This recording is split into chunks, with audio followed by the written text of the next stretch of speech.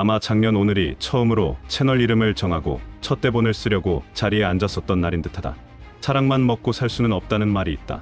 하지만 사랑이 없다면 무엇이 가능할 수 있을까? 1년이란 시간 동안 얼마나 많은 사랑을 느꼈던가.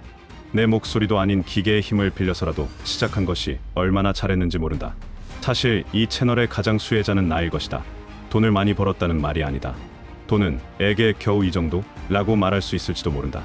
돈도 중요하지만 배움도 중요하지 않던가. 이 채널을 시작하고서 그동안 모르고 지냈던 책들까지 많이 읽게 되었다. 또한 나와 같은 생각을 하는 사람들이 많다는 것을 알게 되었다. 나는 그동안 주변인들에게 좀 특이한 사람이었다. 때로는 너무 솔직해서 무서운 사람이기도 했다.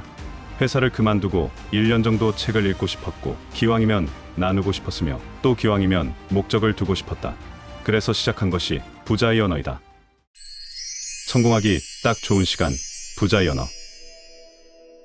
중간중간 하기 싫을 때도 있었고, 비교와 질투가 나를 어지럽게 할 때도 있었다. 하지만 역시나 훌륭하신 구독자님들의 응원에 또 다시 움직일 수 있었다. 모든 일은 한쪽만 득을 보는 경우는 없는 법이다. 세상에 얼마나 훌륭한 사람이 많은지 내가 훨씬 더 많이 배우게 된다. 좋은 에너지는 나눌수록 곱절이상이 된다는 것을 느낀다. 나는 여러분들이 자신의 유튜브 채널을 만들어 볼 것을 권한다. 그게 어떤 것이 되었든 정말 좋은 경험이 될 거라고 생각한다. 그러면 자신의 수준이 어느 정도인지, 얼마나 세상에 다양한 사람들이 있는지 알게 된다. 자신의 감정 컨트롤이 얼마나 중요한지, 감사와 사랑이 얼마나 위대한 힘인지도 알게 된다. 구독자를 위한 채널이 되기도 하지만 실제는 자신을 위한 채널이 된다는 것을 알게 될 것이다. 내가 뭐라고 내 것을 봐줄까? 내가 뭐라고 기다렸다고 말씀해 주실까? 잘해야지. 더 잘해내야지. 계속해야지. 단 한 사람을 위해서라도 내가 해내야지. 이런 다짐이 절로 든다. 영상을 올릴 때마다 성취감을 느끼고 동시에 부족함을 느낀다. 그 자체가 자기계발서가 되고 그 자체가 동기부여가 된다. 물론 안 좋은 반응도 있다. 그럴 때마다 속으로 반사를 외치면 된다. 그러한 것은 내가 받지 않으면 더 이상 나를 괴롭히지 않게 된다는 것을 배웠다. 나는 시골 출신이다. 읍내도 아닌 아주 깊은 시골 마을 출신이다. 10대부터 자취를 시작했고 천천히 하고 싶은 것을 해내며 살아왔다. 그러면서 느낀 건 스스로 겁을 먹고 안 했을 뿐이지 정말 안 되는 건 극히 드물다는 사실이었다. 회사도 거의 10번을 이직하고 여행도 많이 다녔다. 중간에 1년씩 쉰 적도 있고 돈을 빌려 작은 사업을 해보기도 했다. 그럼에도 불구하고 사는 형편은 점점 더 나아졌다.